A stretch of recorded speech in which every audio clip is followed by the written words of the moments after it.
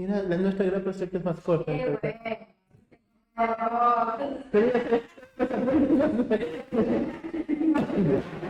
No, es el largo de la grapa.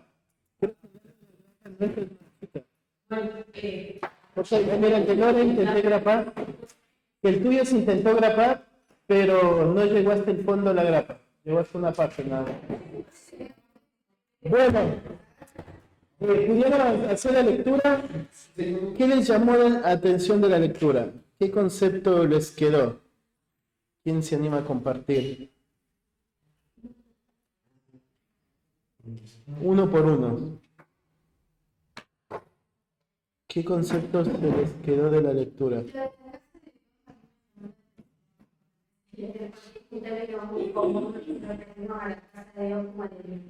Ajá.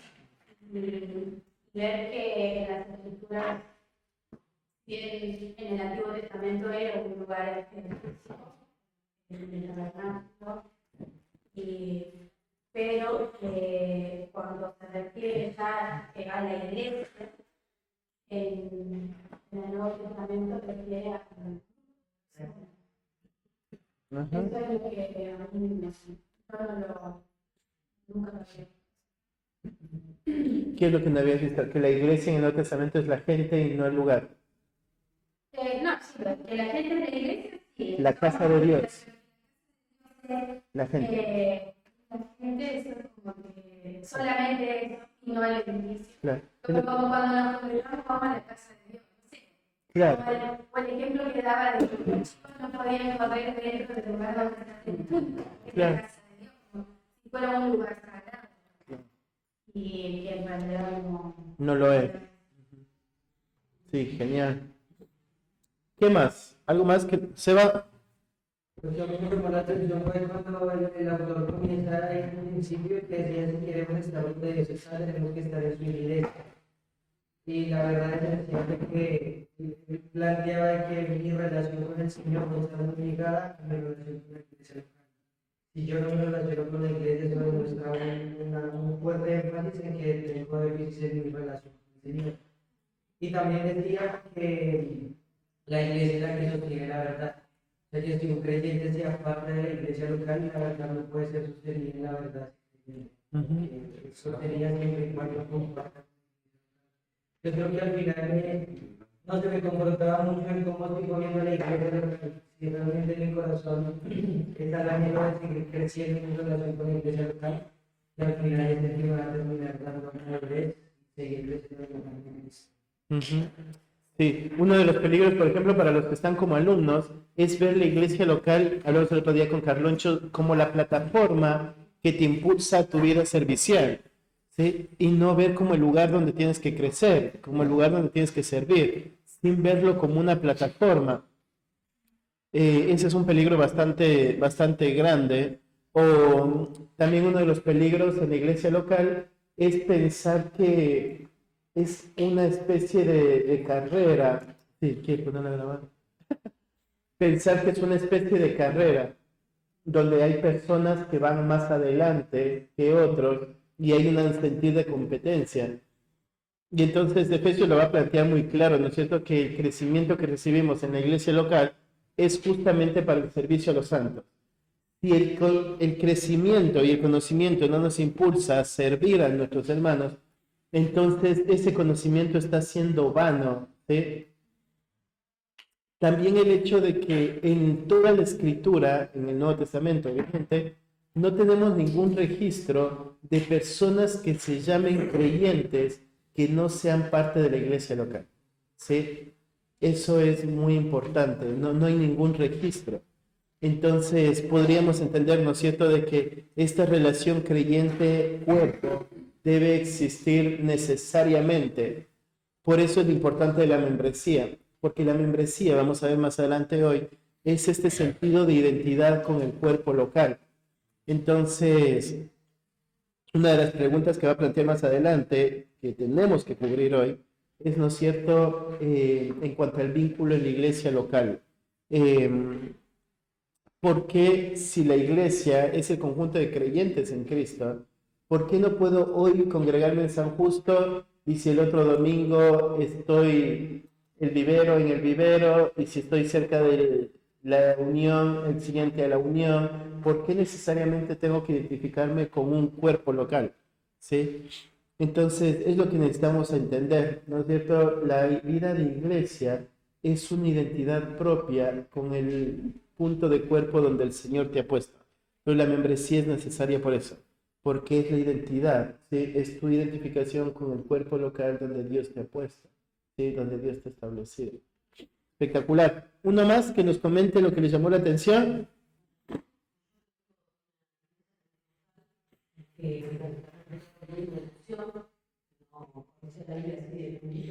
Génesis,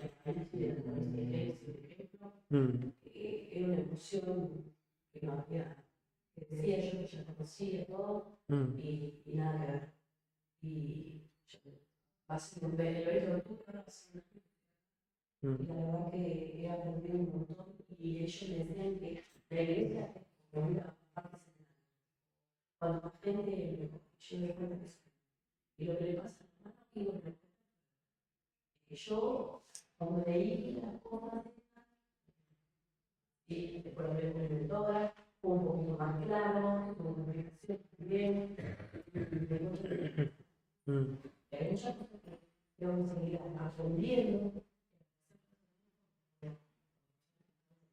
mm, Yo, mm. Sí. y lo importante es que Algo que también me llamó la atención era que hay muchos, algo que el libro decía, muchos revolucionarios que dicen, puedes aceptar a Cristo, pero no te importa creer. Y lo que pasa mejor, que hay muchos de estos líderes que dicen, bueno, venga a la iglesia, ven a congregarte conmigo, Ujú. y eso es que aceptan a Cristo como ver la importancia que tiene la iglesia y verle el valor de llenar de conceptos de no te estoy diciendo que vengas a la iglesia, sino que haces Como si fueran dos ideas separadas. Claro.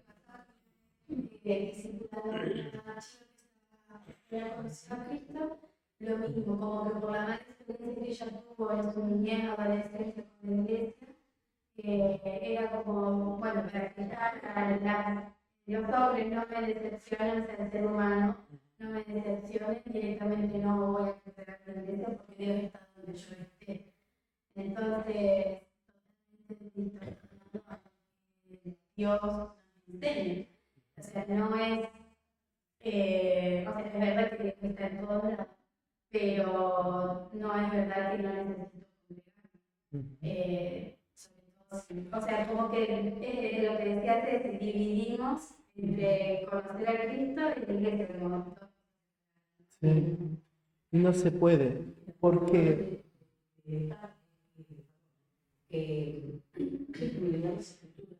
Yo pensaba que la escritura para aprendiendo, que decía, ¿sabes si profundizas las escrituras a la persona? Eso no conviene a la iglesia. Porque acá es mejor que tenga más gente y no les importaba la unión de los hermanos. El amor y lo importante es la unión de los hermanos. Sí. Sí, sí, sí. Uno de los peligros o una de las cosas que uno tiene que afirmar es entender de que el creyente no se puede autodenominar creyente por sí mismo sin la autoridad de la iglesia local, reconociéndolo como un verdadero creyente. Dios le ha dado a la iglesia local la autoridad de afirmar la salvación que una persona decide, ¿no es cierto?, proclamar, o le permite mostrarle y confrontar y mostrar que no está realmente en la fe. Entonces, un autodenominado creyente que decide vivir la vida cristiana como a él le parece que debe vivir, aislado de la iglesia local, solamente es un engaño grande, ¿sí?, del sistema.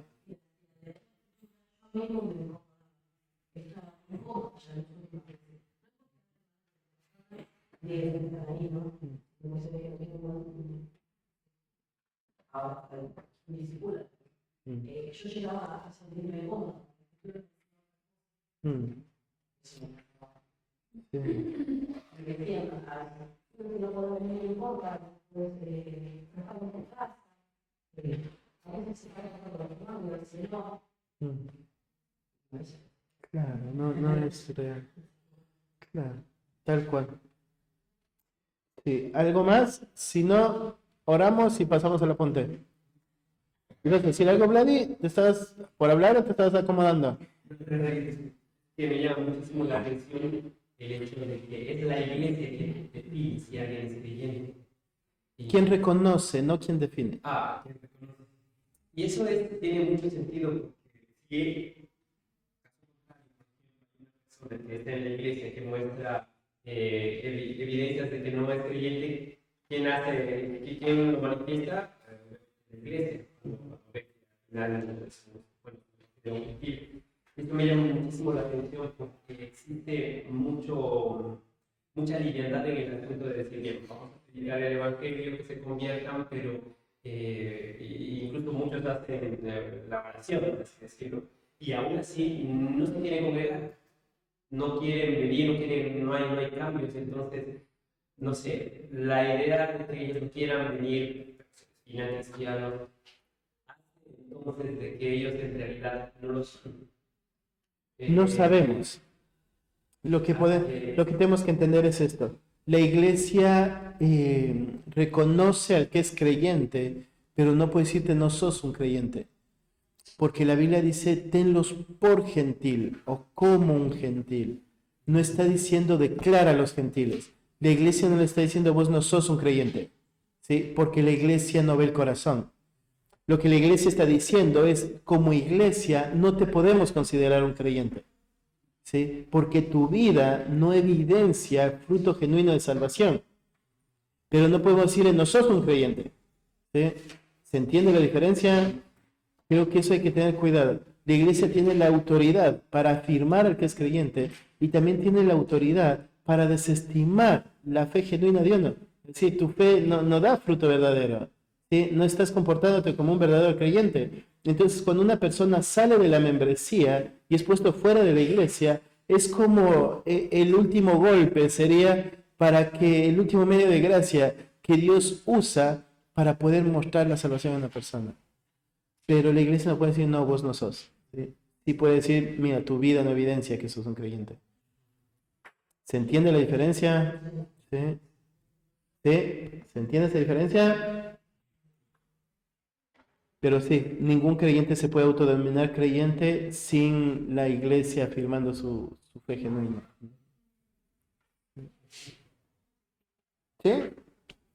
Buenísimo. Así que bueno, para la semana que viene sería lectura de la introducción y el capítulo 1 del libro Membresía del Azul, del de 9 marcas, y de tarea escribir en cuanto a la Trinidad. ¿Sí? Así que bueno. Explicar la cantidad. Sí, sería nuevamente ir al apéndice donde está la declaración de fe, leer ese párrafo y luego explicar con tus palabras qué entiendes en cuanto a la Trinidad. Algo que no. En lo del capítulo sí hay que hacer resumen. Sí, un párrafo. Mínimo 5 minutos. Sí. Ok. Lo de la casa de Dios también hicimos la lectura. Sí, también un resumen. hicimos un Todas las lecturas vienen con resumen. ¿Sí? Oramos entonces. Sebas, ¿querés orar? Así arrancamos. Señor, te damos gracias por el tiempo que nos permite, Padre, Señor, pido gracias por cada uno de nosotros, por la vida de Cristo, Señor, por seguir venir y enseñarnos. Oramos, Señor, que le des sabiduría, Señor, para que puedan transmitir nuestro conocimiento de una manera apropiada, Señor. También que disponga nuestro corazón para seguir reteniendo todo lo que vayamos escuchando, Señor, y también ir poniéndolo por obra. También oramos, Señor, que nuestro corazón pueda ser sensible, Señor, que sigas afirmando las verdades de la iglesia local en nuestro corazón, Señor, que podamos seguir creciendo en madurez, también en conocimiento en cuanto a la iglesia, Señor.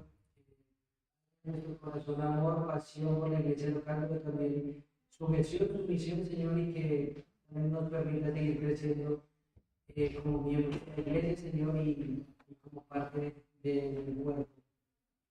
Tenemos este tiempo en tus manos para que seas tú quien bendigas esta clase, Señor. Y pues, podamos poder colaborar. Vamos a quedar contigo en el nombre del Señor Jesús. Amén. Bueno, ¿se acuerdan cuál era el fin principal de la iglesia? Cuando estábamos viendo ahí la filosofía del ministerio, habíamos dicho, hay un solo fin. ¿Cuál era? Llevar la gloria a Dios. ¿Sí? Entonces dijimos, no debe ocupar nada más en nuestra agenda, sino solamente ese aspecto, ¿sí? Agradar a Dios en todo lo que hacemos. ¿Quién es la cabeza de la iglesia? ¿Qué implicaba que Cristo sea la cabeza de la iglesia?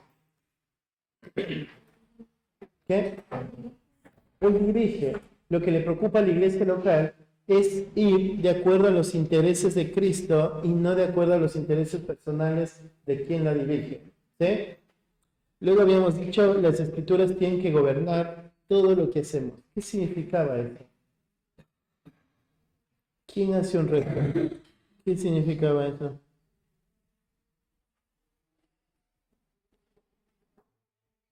¿Un varón? Aquí hasta ahora solo las mujeres han hablado.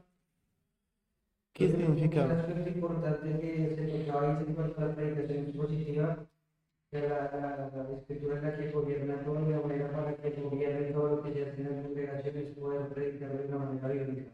Entender cuáles son los fines y los propósitos de Cristo para poder ponerlos por obra. Y también no usar métodos humanos de la iglesia local, sino atendiendo únicamente a lo que el Señor establecido en su palabra. Genial. También entender que no es solamente la predicación bíblica desde el púlpito lo que va a afirmar la iglesia y dar crecimiento a la iglesia, sino que dijimos que del lado de cada uno de los miembros tiene que haber este aspecto de querer estudiar bíblicamente para cada uno poder enseñar bíblicamente. Y dijimos, ¿cierto?, que la predicación expositiva se ve no solamente en el aspecto de enseñanza pública, sino que se debe ver en cada uno de los aspectos de enseñanza, o sea, consejería, en los momentos de discipulado, ¿sí?, en las charlas donde entendemos y nos estiramos a entender el sentido de la palabra para poder aplicarlo en el sentido correcto. ¿Sí? Esto va a hacer que se produzca unidad en la fe. Unidad en la fe, esta unidad no se va a tratar en el sentido de solamente dejar al lado las diferencias, sino en poder comparar las convicciones con la evidencia bíblica.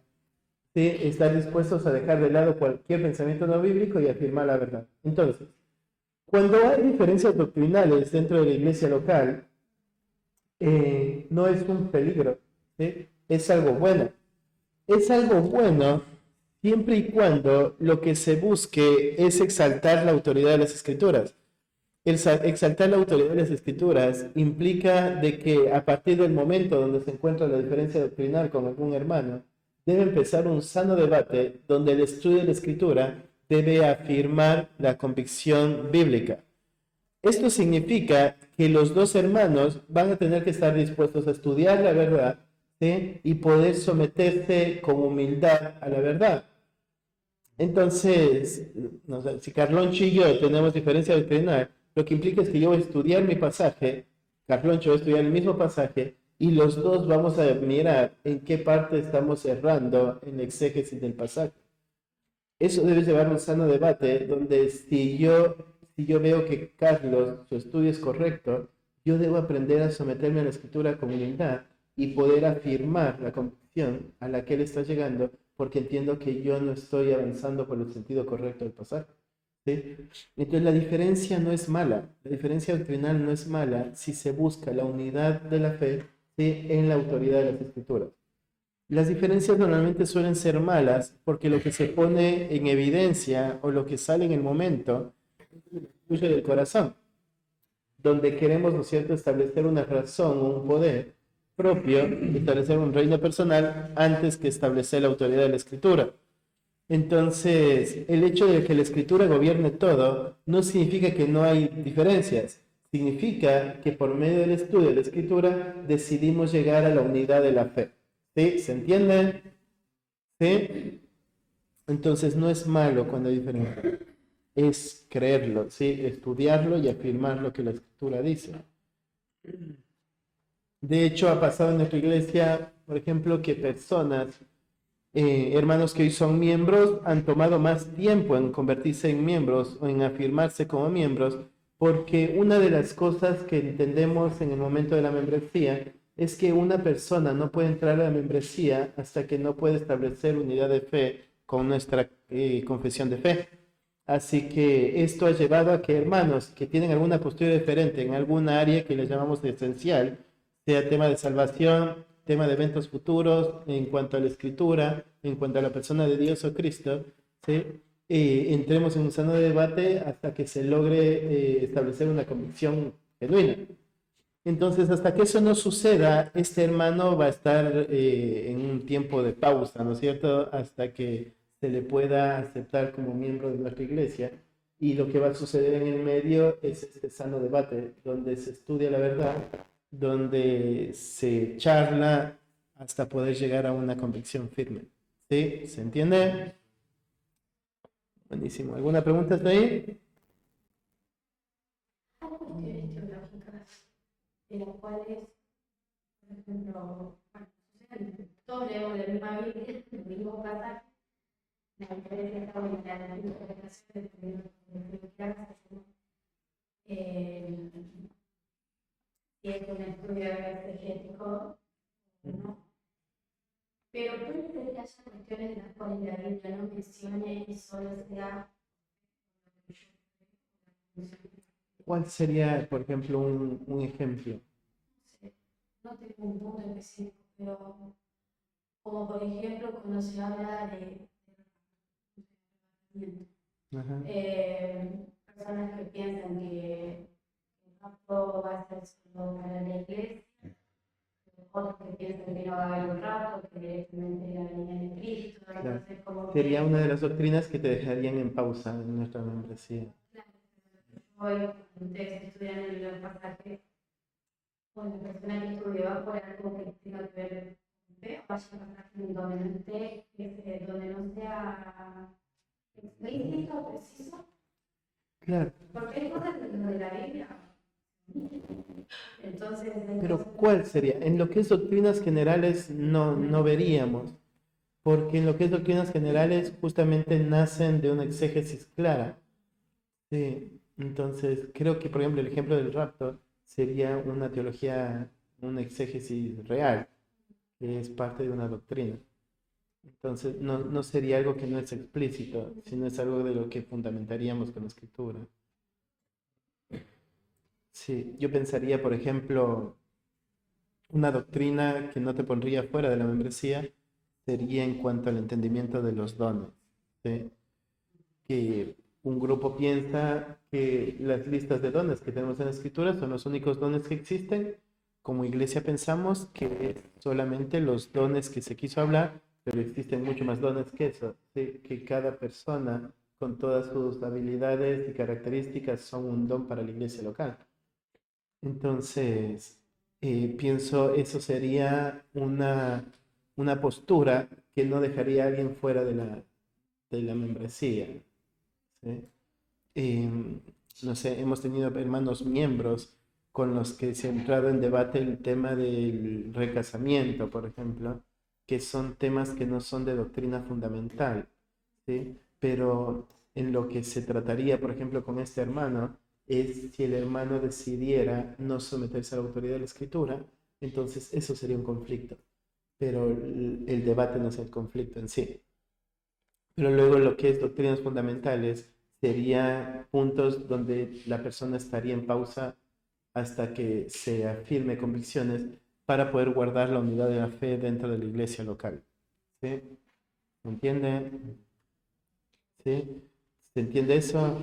Entonces, hay aspectos donde yo no pienso que no hay aspectos claros de la vida cristiana que se pueda afirmar en convicciones bíblicas.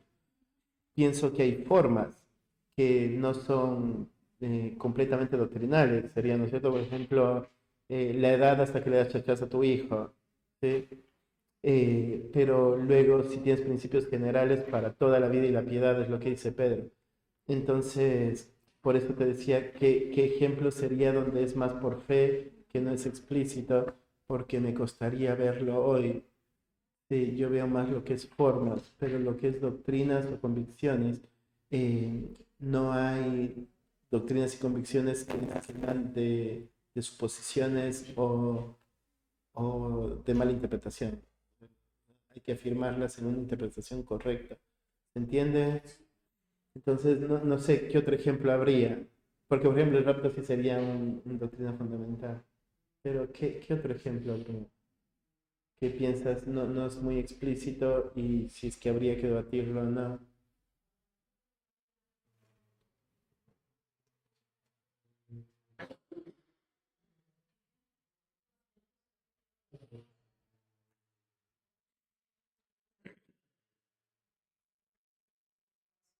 Bueno, es como fundamental que uno energía.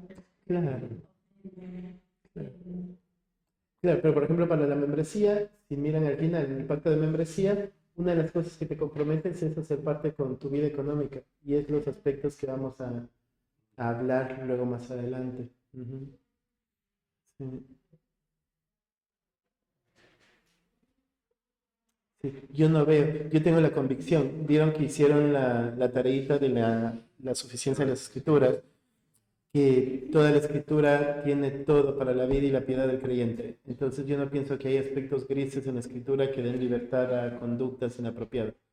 Entonces, tiene todo para la vida y la piedad. Sí, lo que pienso es que hay momentos donde hay convicciones que puede haber muchas formas de aplicarlo de acuerdo a la realidad de la persona. Por ejemplo, es lo que hablamos, por ejemplo, ayer con los hombres. Todos tenemos que crecer en la vida de servicio en el entorno donde estamos. Los casados en nuestra vida familiar, los hijos como hijos en su vida familiar, los solteros, ¿no es cierto?, del CCP no tienen familia acá y es bueno, pero tienes que servir en tu entorno donde hoy estás. Entonces, la aplicación del principio va a variar, ¿sí?, de acuerdo al entorno y a la realidad, pero el principio y la convicción siempre va a estar. Entonces, no hay nada para la vida y la piedad que no se pueda encontrar en la escritura. ¿Sí? ¿Se entiende? Creo que también es importante la actitud de la persona. Que si tiene un doctrina, pero muestra una actitud prepotente, de que aquí me habla la escritura, yo creo eso y no me importa lo que me digan. Claro. Creo que también es, no, entonces también acerca de mi posición, yo creo eso, estoy dispuesto a que en una experiencia bíblica me muestres lo que realmente dice la palabra. Si yo estoy mal, pues yo me sujeto a la palabra y está bien, cambio mi posición de acuerdo. Ujú. Creo que la actitud de la persona es. Sí. Sí. Como Sí. pasa también en el no porque yo sé que hay que ser un creyente y realmente no me da una emoción porque era para el lengua. Hay un patente ahí que yo no lo voy a tratar, que ellos no van a pasar, ellos van a pasar por acción. Claro, cuando vemos,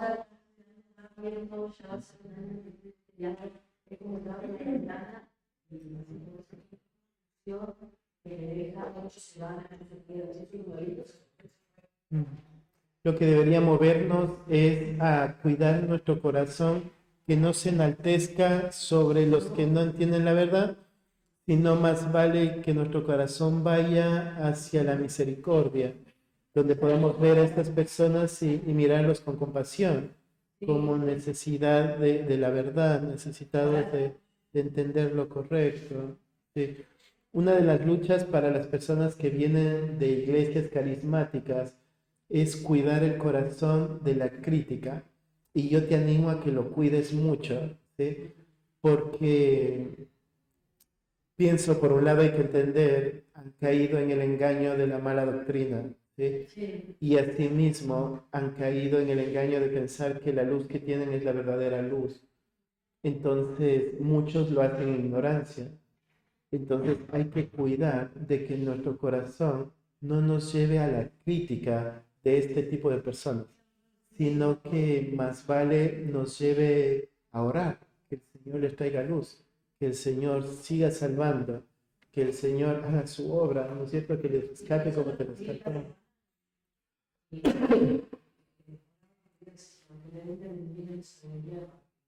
Mm. Claro.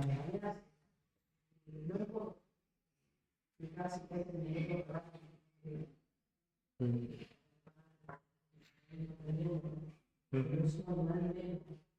Mm. Sí. Y muchas veces puedo pensar que Dios está en el último acto de su vida real. Y es una oportunidad muy grande. Mm.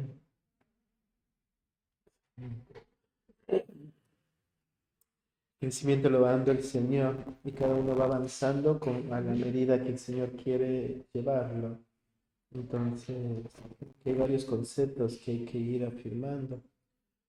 El siguiente punto dice, la iglesia lleva gloria a Dios por medio de la santidad. ¿Sí? Tenemos que entender que el ministerio apunta principalmente al progreso de la santificación de aquellos que profesan a Cristo.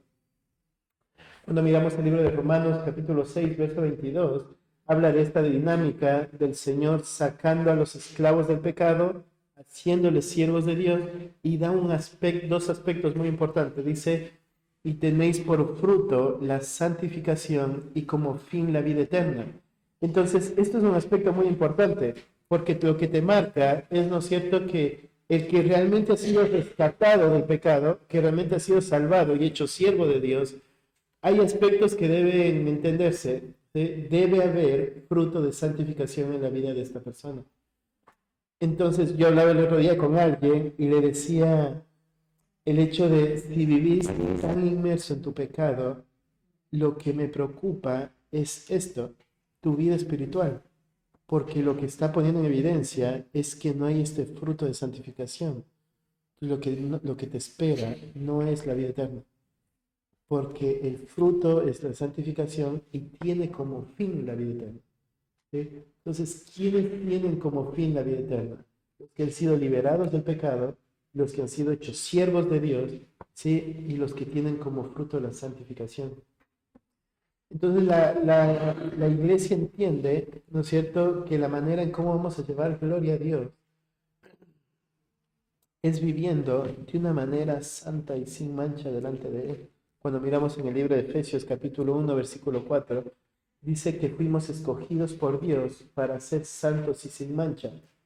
Esto les lleva gloria a Dios porque solamente el poder de Dios puede hacer que personas pecadoras que podrían seguirse deleitando en el pecado decidan vivir vidas santas. ¿Sí? Entonces, lo que les lleva gloria a Dios no es una iglesia hipócrita que finge santidad, sino lo que les lleva la gloria a Dios es que personas que entienden que son pecadoras, que han sido rescatadas por el Señor, decidan vivir esta vida de batalla para vivir una vida santa y sin mancha delante de Él. ¿Sí? El llamado a la santidad, hay que tener cuidado, no es un llamado al legalismo. El legalismo es cuando pones más énfasis a todas tus normas que te hacen parecer santo, en lugar de entender, ¿no es cierto?, y vivir conforme a la Escritura, que te va a llevar a la verdadera santidad. Entonces, hay que tener cuidado de no confundir santidad con legalismo. ¿Sí? Cuando ves el libro de Efesios capítulo 4 y viene hablando por qué Dios regaló a la iglesia estos hombres con esta capacidad dada por Dios de enseñanza, dice que uno de los propósitos es para que ya no seamos niños fluctuantes llevados por cualquier viento de doctrina, ¿sí? Por estratagema de hombres. Dice que para engañar emplean con astucia las artimañas del error, sino que siguiendo la verdad en amor crezcamos, ¿sí? En todo aquel que es la cabeza, esto es Cristo. Y entonces marca, esta es la característica de la iglesia local. La característica de la iglesia local es personas que entienden la vida de santificación, que escuchan la verdad y ahora emplean la verdad para vivir esta vida de crecimiento en Cristo. ¿Sí? La iglesia no está centrada en programas, la iglesia está centrada en santificación. Entonces, lo que debemos tener en mente, ¿no es cierto? Los programas no están hechos para el entretenimiento de la gente. Los programas no son puntos de... ¿Se me fue la palabra? No son puntos de contención de grupos de personas. ¿Sí? Los programas tienen como fines de acompañar al creyente en su vida de santificación. ¿Sí? ¿Se entiende? Creo que hay que tener cuidado porque a veces se piensa en los programas más como puntos de contención, donde los niños tienen que estar juntos, los jóvenes van a estar juntos, los matrimonios van a estar juntos porque necesitan cohabitar juntos. Pero los programas no tienen como fin contención de grupos de personas, sino poder ser estas herramientas para acompañar al creyente en su vida de santificación. Los programas en la iglesia local pueden cambiar cuantas veces sea necesario, pero los principios de santificación nunca pueden cambiar. ¿Sí? Entonces, a veces incomoda, ¿no es cierto?, el hablar del pecado, ¿no es cierto? O que en todo momento cualquier enseñanza, por un lado, confronte tu pecado y te empuje a vivir como debe vivir el verdadero creyente. Y a veces es incómodo, ¿no es cierto?, que siempre se esté apelando a esta parte pecaminosa para poder después decir que esto es lo que hay que vivir. Lo que tenemos que entender es, eso es necesario, porque la iglesia le va a llevar gloria a Dios, conforme los creyentes vayan viviendo vidas santas y sin mancha. ¿Sí? Siguiente. La iglesia debe ser administrada por un liderazgo bíblico, servicial y ejemplar. Esto es muy importante. Cuando vemos nuevamente Efesios capítulo 4, vemos que el rol del pastor maestro en la iglesia local es esencial, porque es quien va a dirigir desde el púlpito toda la doctrina de la iglesia y la vida de servicio de la iglesia, desde una enseñanza fiel. Entonces, a lo que debe ocupar su tiempo el pastor maestro es en el estudio fiel para que haya enseñanza fiel, sabiendo que esto es lo que el Señor va a usar para hacer rodar la rueda, ¿sí?, de la iglesia local. Pero no solamente es importante la enseñanza fiel del pastor, porque si la enseñanza fiel no viene acompañado con un carácter aprobado, como lo vemos en Timoteo, entonces su enseñanza pierde esta solidez, porque tendríamos a un pastor que es muy capaz de transmitir verdades, pero con una vida que no acompaña las verdades que está transmitiendo. Entonces, entendemos que el liderazgo bíblico en la iglesia local no tiene que ser solamente por hombres que Dios ha dado capacidades para liderar, sino que tiene que ser por hombres que se han estirado en un carácter aprobado para liderar. ¿Sí? Hasta ahí. ¿Alguna pregunta? Estas personas que están liderando la iglesia local tienen que liderar desde la perspectiva de que un día van a rendir cuentas por cada una de las almas que ellos están cuidando. Además, ¿no es cierto?, aclara Pedro que han sido compradas por la sangre de Cristo. Y entonces Pedro añade y dice, ¿no es cierto?, un día va a venir el príncipe de los pastores y entonces ellos van a tener que rendir cuentas por esto. Entonces el liderazgo local de la iglesia no dirige la iglesia y gobierna la iglesia como quien tiene autoridad déspota sobre ellos, ¿no es cierto?, sino que dirige a la iglesia en ejemplo, amor y servicio. ¿Sí? Entonces la iglesia local necesita un liderazgo fiel. Esta es la razón, le hemos escuchado a Mati decir varias veces, no tenemos apuro en afirmar nuevos ancianos. ¿Sí? No es una carrera de velocidad. La necesidad de la iglesia local no debe llevar a afirmar a cualquiera como líder de la iglesia local. ¿Sí? ¿Se entiende? Porque no hay apuro. ¿Cuál sería el peligro de afirmar a cualquier persona como líder de una iglesia local? ¿Qué piensan? ¿Cuál sería el peligro de afirmar a cualquier persona como un líder en la iglesia local? Que no podemos llegar a esto, que no tengo cara. Que no tenga un carácter aprobado. ¿Cuál sería el peligro de poner a alguien con un carácter no aprobado? O sea, pienso, por ejemplo, tenemos la iglesia del Vivero, ¿sí? Es una iglesia que es de las primeras iglesias de fundación de iglesia y ha pasado por muchos pastores, por diferentes situaciones. Un pastor se ha ido, otro pastor murió, ¿sí? Otro pastor le sacaron. Y entonces ahora es una iglesia que no tiene un pastor, un líder visible, ¿sí? Y lo pronto sería, ¿no es cierto? Está viniendo un chico del Vivero a estudiar el CCP y lo pronto sería, ¿no es cierto? Pongámoslo a él. Él está estudiando para eso, ¿no es cierto? Entonces más vale que lo dirija. ¿Qué pasaría si se cometería eso? Si se haría eso. Igual tener el conocimiento, pero no estar seguro de cómo es un carácter, sin aprobado. Estamos saltando unos pasos importantes. ¿Qué? ¿En qué sentido? ¿Que la gente crezca, dices vos, o que la iglesia crezca en número? En la persona que van a poner como mental. Sí. Yo pienso que el peligro sería el daño que produce a la iglesia un líder no aprobado. Cuando ponemos líderes no aprobados, lo que hacemos es distorsionar la imagen de la iglesia local. ¿Por qué? Porque lo que el líder tiene que entender es que ellos son los que están como ejemplo del carácter de Cristo en la iglesia local. Esa es su tarea, reflejar el carácter de Cristo. Si ponemos un líder que no refleja eso, distorsionamos lo que es la iglesia local, ¿sí?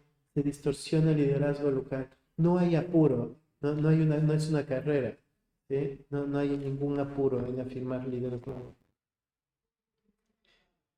Siguiente, la edificación de la iglesia sucede por medio del uso de los dones en medio de las relaciones edificantes de la vida del cuerpo creyente, ¿sí? Es lo que decíamos. Primero es entender. Sigue en Efesios 4, cuando dice de quien todo el cuerpo bien concertado y unido entre sí, por todas las coyunturas que se ayudan mutuamente. Me gusta mucho esta parte, cuando dice según la actividad propia de cada. Cuando dice la manera en cómo Dios va a dar el crecimiento a la iglesia local, pone esta dinámica de trabajo conjunto. Pero da una característica en esta dinámica de trabajo conjunto y dice que va a suceder a través de, que es ese según, a través de la actividad propia de cada miembro. Cada una de las personas que Dios ha puesto en la iglesia local tienen características naturales, que aun cuando tengan dones similares, ¿sí? La característica personal es lo que diferencia el uso del don. Entonces, pienso, por ejemplo, el que tiene el don de misericordia, ¿sí? Va a haber el que tiene el don de misericordia, pero va a ser más templado en sus emociones. Y va a haber el que tiene el don de misericordia, pero va a ser mucho más llorón, ¿no es cierto? Mucho más sensible, que va a poderse con facilidad ponerse al lado de la persona y llorar con la persona. En cambio va a estar el otro, ¿no es cierto? Que se pone al lado del que llora y le va a poder abrazar, le va a poder animar, va a poder entender, pero no va a soltar una lágrima, ¿sí? Ahora, ¿cuál de los dos está bien? ¿Qué piensan? ¿Cuál de los dos sería lo correcto? ¿Qué opinas? Los dos. ¿Por qué?